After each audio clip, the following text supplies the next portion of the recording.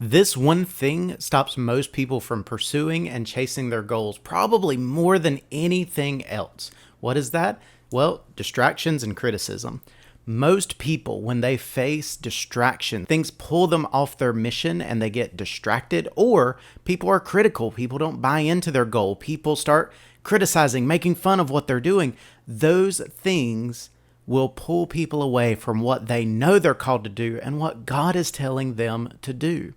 So, a great example of this is when maybe you see somebody and they're feeling a call into ministry, and you see people who talk about it and say, oh, God's not really calling you into ministry. You're not cut out for those types of things. You can't do that. You get those negative thoughts, those negative criticisms, and it holds people back. I think of there's a pastor here in America. He's a pastor of a megachurch, actually.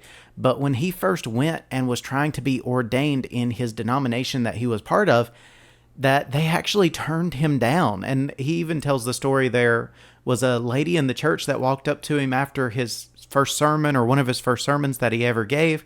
And she just looked at him and made some comment about having a backup plan, or hoped he didn't quit his day job, or something along those lines. People get those types of things, and it's just absolutely ridiculous. Well, in our study, Leadership in Nehemiah, we actually see where Nehemiah and his fellow Jews faced those very same type of scenarios. All leaders are going to face this type of thing, especially from a spiritual perspective, a Christian ministry perspective. There are going to be forces that will come against you. There is going to be difficulty and pressure against you to not pursue what God has called you to do, and to just throw in the towel and to quit. But I'm here to tell you, please don't do that. Listen to what happened to Nehemiah, and then we can, as we continue the study, you see what happens as we go. So in Nehemiah chapter number 4, I'm going to look at the first few verses and listen to what happens to Nehemiah and his fellow Jews. But when it so happened, when Sanballat heard that we were rebuilding the wall, that he was furious and very indignant, and mocked the Jews, and he spoke before his brethren and the army of Samaria, and said, what are these feeble Jews doing? Will they fortify themselves? Will they offer sacrifices? Will they complete it in a day? Will they revive the stones from the heaps of rubbish, stones that are burned? Now Tobiah the Ammonite was beside him, and he said, whatever they build, if even a fox goes upon it, he will break down their stone wall.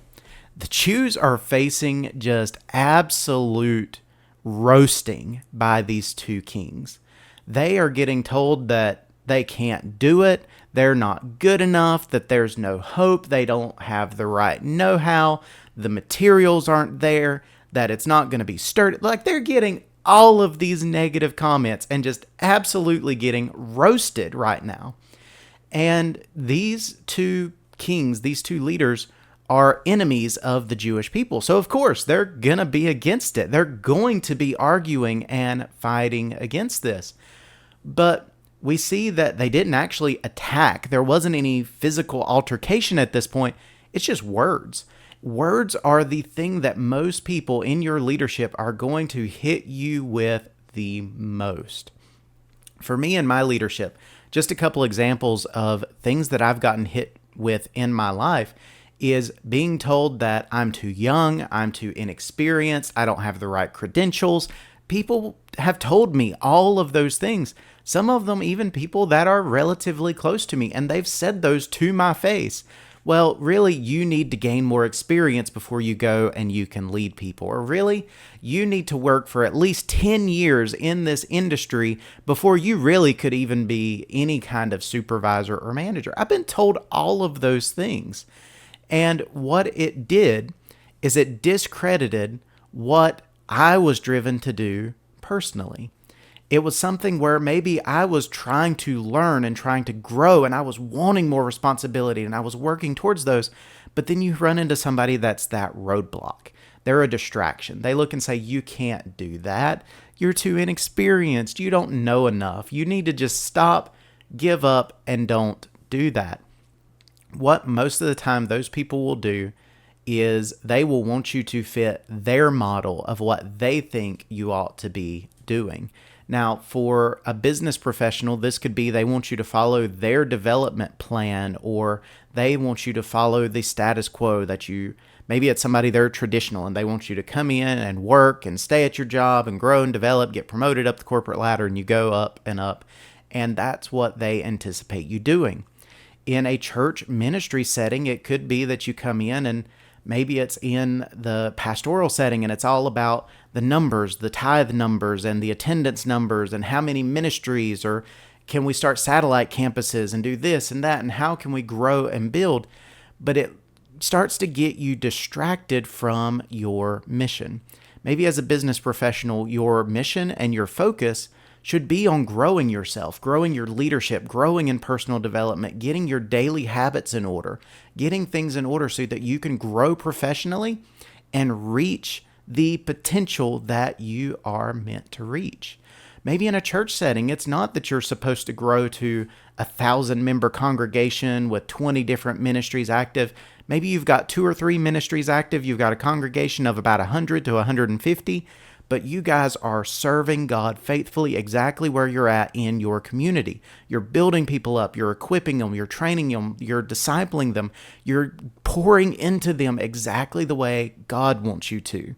Don't let other people look and say, oh, well, you need to build bigger and do this and go here and add all of these additional things if it is not what you are supposed to do. For Nehemiah, here in this lesson, this thought, he was called to rebuild the walls. He knew that's what God was telling him to do. He got help. He was praying about it. He was seeking wisdom and guidance. He was trying to figure out exactly how it would work and what he would do. Now, for these distractions, they come up, they're critical, they try to tear down, they try to insult, they try to pull Nehemiah away from his mission. But in the story, Nehemiah stays focused, they rebuild, they adjust, and they make plans to counter these negative distractions. So for you as a leader, or for you, somebody who's maybe trying to grow in your leadership, do you recognize when distractions come? Do you recognize when people are being overly negative for just no reason whatsoever? And when you do, how do you handle it?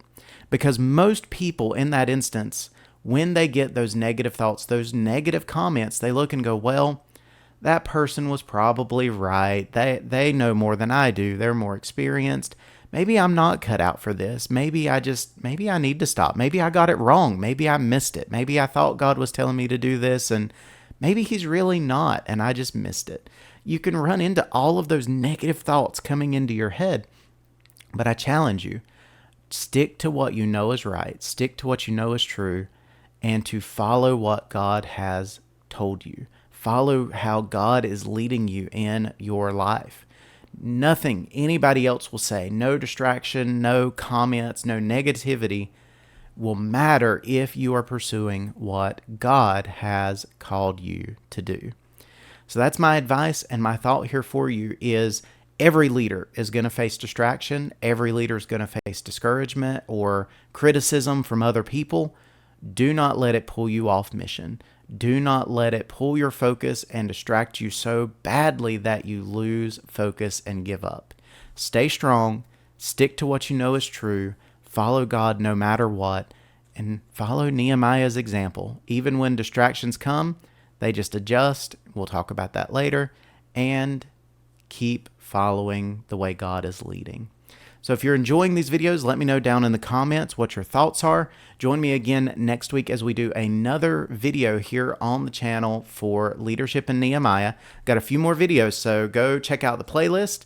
That's on my channel for all of the past videos, and be sure to stay tuned for the next few coming in the next few weeks. So hope you guys enjoy. I'll see you in the next one.